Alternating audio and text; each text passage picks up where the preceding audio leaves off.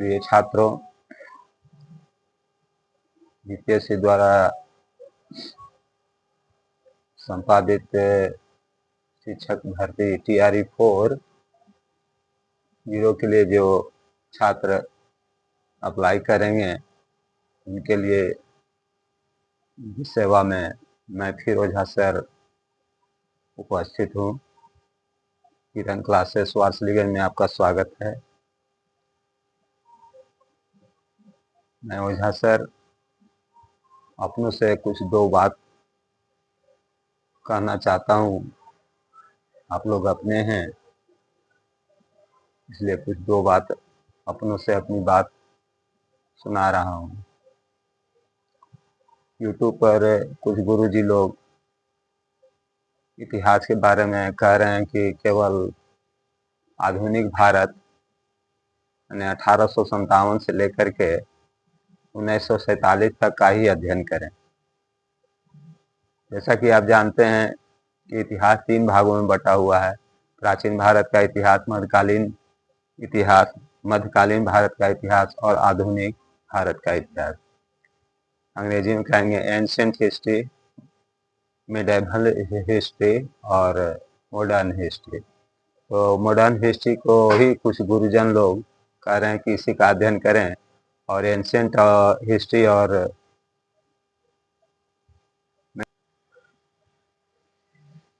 फिर से ancient history और मिडेवल हिस्ट्री को छोड़ करके बाकी सब पढ़ें।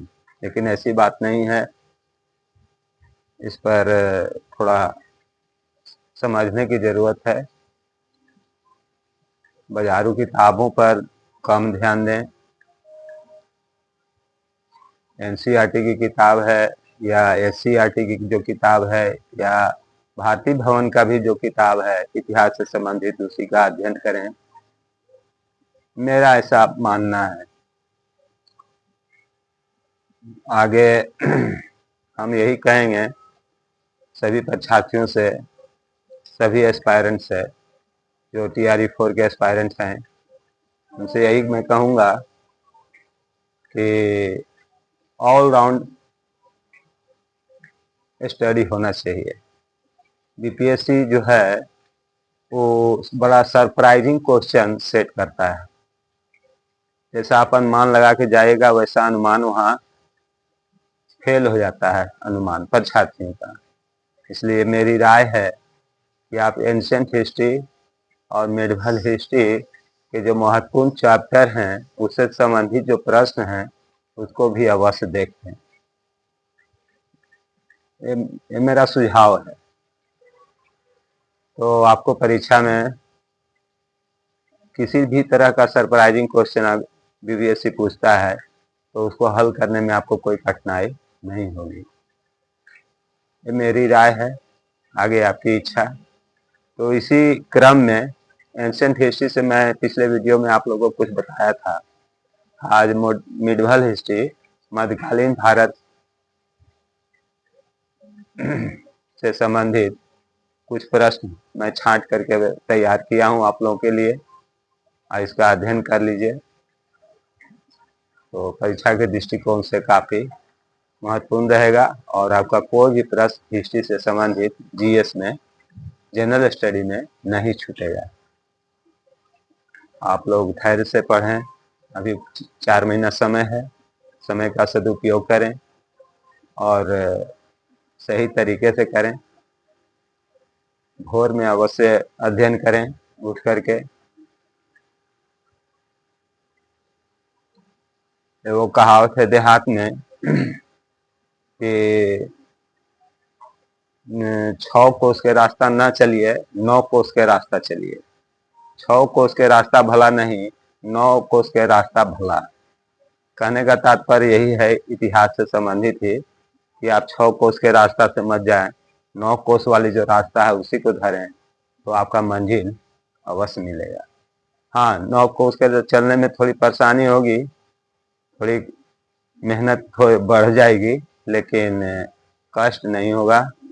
और जबकि 6 कोस वाला जो आप रास्ता धरिएगा उसमें आपको कहीं गड्ढा मिलेगा, कहीं खाई मिलेगा, कहीं नदी मिलेगी, तो उसको पार करना पड़ेगा।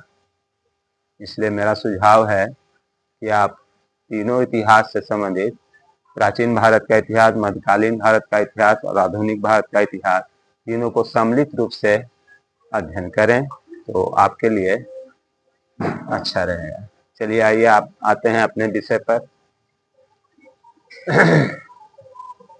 मिडवल हिस्ट्री के जो क्वेश्चन है वैसे अभ्यर्थी जो 1 to 5 के लिए हैं उनके लिए भी उपयोगी है, 6 to 8 के लिए हैं उनके लिए भी उपयोगी है, 9th and 10th के लिए जो अभ्यर्थी हैं उनके लिए भी उपयोगी है, 11th और 12th के लिए जो हैं एस्पायरेंट उनके लिए भी उपयोगी है जीएस में। तो इसलिए अच्छी तरह से इन प्रश्नों को ध्यान से सुनें और याद कर लें। पहला क्वेश्चन है, मोहम्मद बिन कासिम भारत पर चढ़ाई करने वाला पहला अरब मुस्लिम था। सवाल आपका सेट होगा कि भारत पर चढ़ाई करने वाला पहला अरब मुस्लिम कौन था? तो मोहम्मद बिन कासिम, जिसने सिंध और मुल्तान को 712 ईस्वी में जीत लिया था। सिंध और मुल्तान भारत में ही पड़ता था उस समय, तो सिंध और मुल्तान को 712 ईस्वी में जीत लिया था। दूसरा है आपका, मोहम्मद गजनवी भारत पर 1001 से लेके 1027 तक कुल 17 बार आक्रमण किया। आपका क्वेश्चन बनेगा कि भारत पर कौन मुस्लिम राजा 17 बार आक्रमण किया? आपका आंसर होगा मोहम्मद गजनवी। कब से कब तक? 1001 से लेकर के 1027 तक 17 बार आक्रमण किया। इसका उद्देश्य क्या था आक्रमण करने का? तो केवल धन को लूटना था, केवल भारत को लूटना था। इस ख्याल से वो 17 बार भारत पर आक्रमण किया। 1025 में सोमनाथ में इसने मंदिर पर आक्रमण किया और बहुत सा धन लूट कर ले गया। अब सोमनाथ मंदिर को भी तहस नहस करके रख दिया। ये घटना कब घटी थी? 1025 में। 1025 में राहत 1027 तक उसका शासनकाल था। इसके बाद मोहम्मद गोरी भारत पर आक्रमण किया। इसका उद्देश्य क्या था? तो भारत में मुस्लिम राज की स्थापना करना था। मोहम्मद गजनवी के बाद मोहम्मद गोरी आया और इसका उद्देश्य था भारत में मुस्लिम राज्यों की स्थापना करना। मोहम्मद गोरी और पृथ्वीराज चौहान के बीच 2 लड़ाई हुई। उस समय पृथ्वीराज चौहान का राज था भारत में, तो मोहम्मद गोरी 2 बार पृथ्वीराज चौहान से टकराया, जिसको तराइन के युद्ध कहते हैं। तराइन एक जगह के नाम है, वहीं पर दोनों के भिड़ंत हुआ। तो तराइन का प्रथम युद्ध, बहुत इंपॉर्टेंट क्वेश्चन पूछता है, 1191 ईस्वी में हुआ था।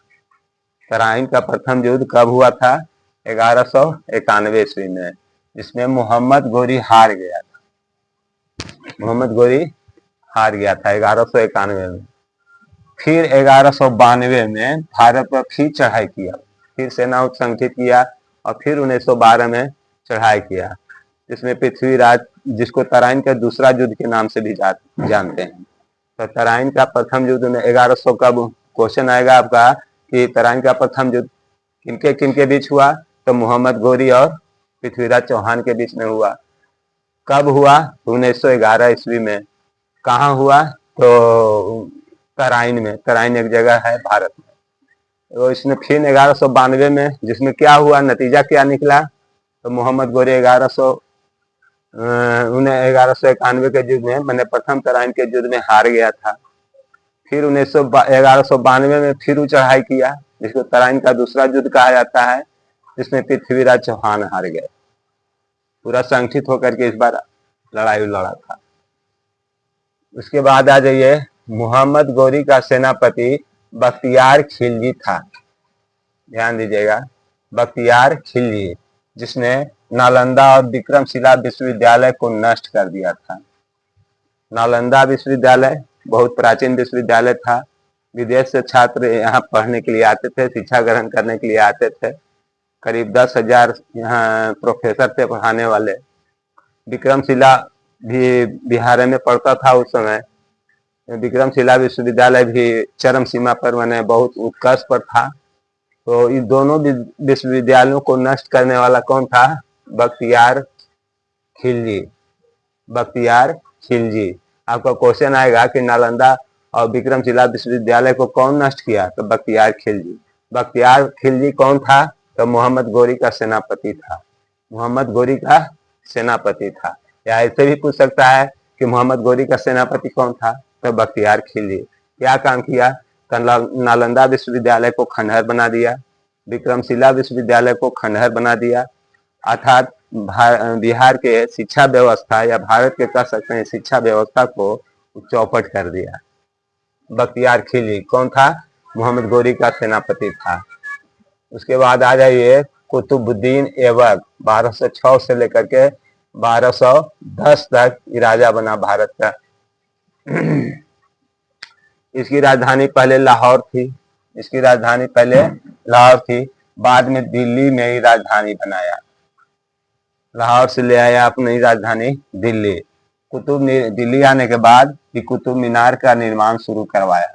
कुतुब मीनार इन्हीं का बनाया हुआ है, कुतुबुद्दीन ऐबक का। कुतुबुद्दीन ऐबक का। इसका शासनकाल कब से कब था?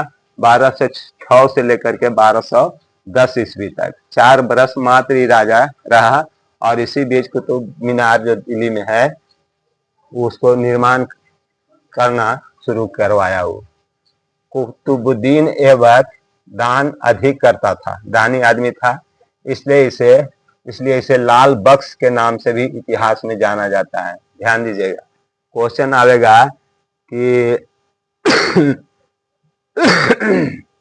लाल बख्श के नाम से किस बादशाह को जाना जाता है? लाल बख्श के नाम से इतिहास में किस बादशाह को जाना जाता है? लाल बख्श के नाम से इतिहास में किस बादशाह के नाम से जाना जाता है? तो आपका आंसर होगा कुतुबुद्दीन ऐबक, जो अधिक दानी था, प्रतिदिन दान गरीबों को देता था। वो अजमेर शरीफ में इसने 2.5 दिन का झोपड़ा बनवाया था।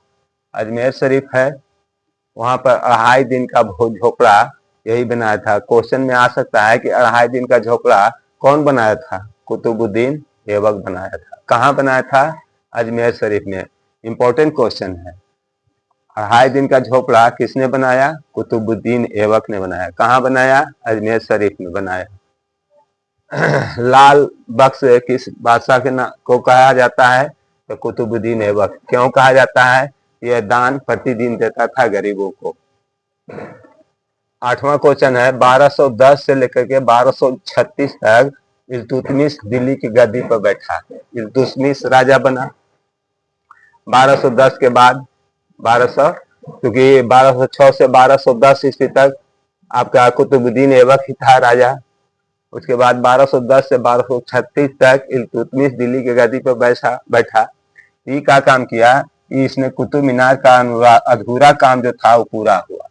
कुतुबुद्दीन ऐबक पूरा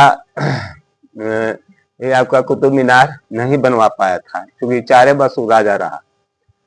तो बाकी अधूरा काम जो था कुतुब मीनार का वो इल्तुतमिश पूरा किया। इल्तुतमिश पूरा किया।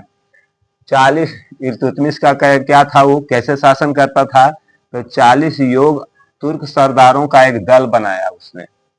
40 आदमियों का एक तुर्क सरदारों का एक दल बनाया। तुर्क सरदार, जिसमें 40 गो तुर्क सरदार थे, उसको एक दल बनाया जिसे चहलगानी कहा जाता है। जिसे चहलगानी कहा जाता है। आपका क्वेश्चन आएगा कि चहलगानी क्या है?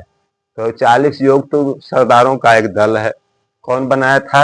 इल्तुतमिश बनाया था, ताकि शासन व्यवस्था अच्छा से चल सके। चांदी, ध्यान दीजिएगा, चांदी और तांबा का सिक्का इल्तुतमिश ही भारत में सबसे पहले चलाया था, शुरू किया था। चांदी का सिक्का और तांबा का सिक्का इल्तुतमिश ही शुरू किया था भारत में। क्वेश्चन आएगा कि चांदी का सिक्का और तांबे का सिक्का सर्वप्रथम भारत में किस बादशाह ने शुरू किया था? तो आपका आंसर हो जाएगा इल्तुतमिश। इल्तुतमिश नाम है। चांदी का सिक्का और तांबे का सिक्का का प्रचलन में लाने वाला बादशाह था इल्तुतमिश। अब आ जाइए 1236 तक तो ये इल्तुतमिश रहा। अब 1236 से 1240 तक रजिया सुल्तान राजा बनी, जो इल्तुतमिश की बेटी थी। अब आ जाइए 1236 से लेकर के 1240। 1236 में इल्तुतमिश मर गया। इसके बाद 1236 में उसकी बेटी रजिया सुल्तान जिसका नाम था, वो बादशाह मैंने राजा बनी, दिल्ली पर गद्दी पर बैठी। यह भारत में पहला और अंतिम मुस्लिम शासिका थी। पहली मुस्लिम शासिका और अंतिम मुस्लिम शासिका भी थी। तो आपका क्वेश्चन आएगा कि भारत में पहला और अंतिम मुस्लिम शासिका कौन थी, तो आपका आंसर हो जाएगा रजिया सुल्तान। कौन थी रजिया सुल्तान? इल्तुतमिश की बेटी थी। अब आ जाइए 1240 तक तो हो गया। अब 1266 से लेके 1286 तक बलबन का शासन था। बलबन राजा बना। इसने पारसी नव वर्ष नवरोज की शुरुआत की। क्वेश्चन आएगा कि नवरोज की शुरुआत कौन की? तो बलबन किया था। नवरोज क्या है? तो पारसी नव वर्ष शुरू करने का एक नाम है। गुलाम वंश का अंतिम शासक क्यूमर्स था। क्यूमर्स था। अब आ जाइए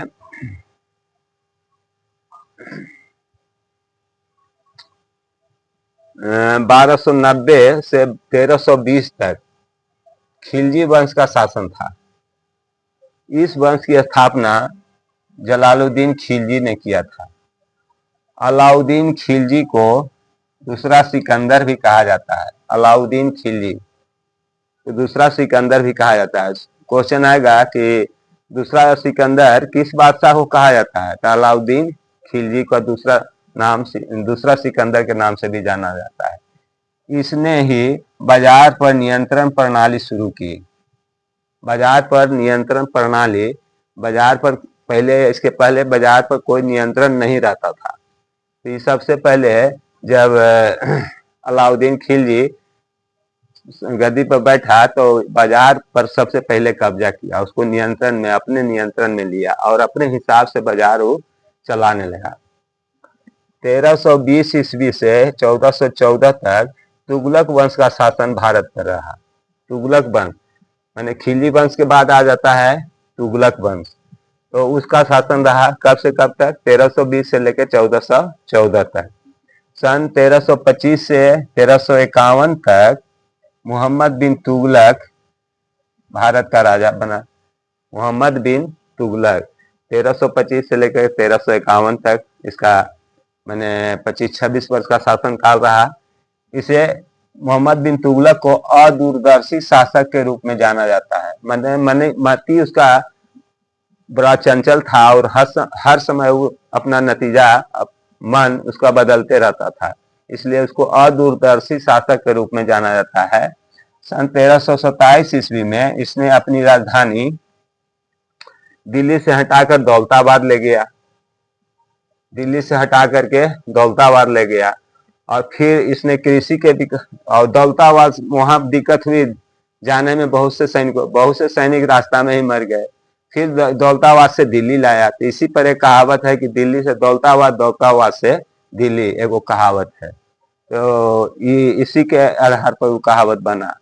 तो अदूरदर्शी शासक था, सोचने की शक्ति बहुत कम थी, लेकिन कृषि के विकास के लिए दीवान ए कोही विभाग की स्थापना की थी।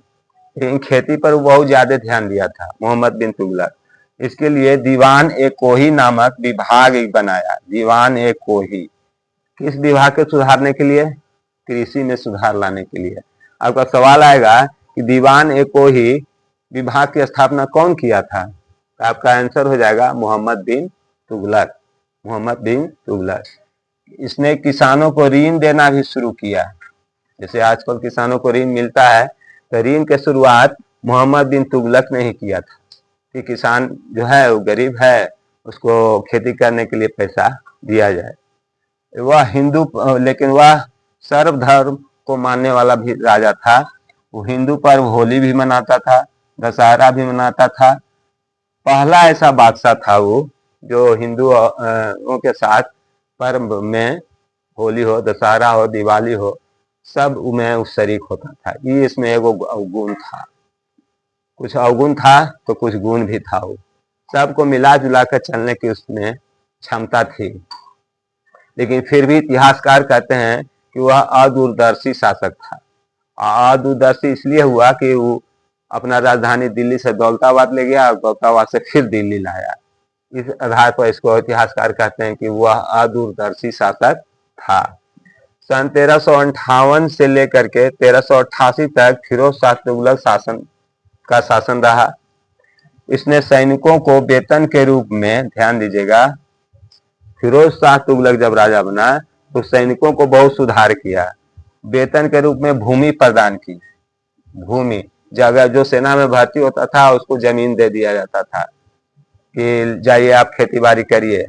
यह प्रथा आज भी पाकिस्तान में प्रचलित है। पाकिस्तान में आज भी सैनिकों को जमीन सरकार वहां देती है। फिरोज तुगलक ने ही ब्राह्मणों पर जजिया कर लगाया था। आपका सवाल आएगा कि जजिया कर कौन बादशाह लगाया था? तो फिरोज तुगलक।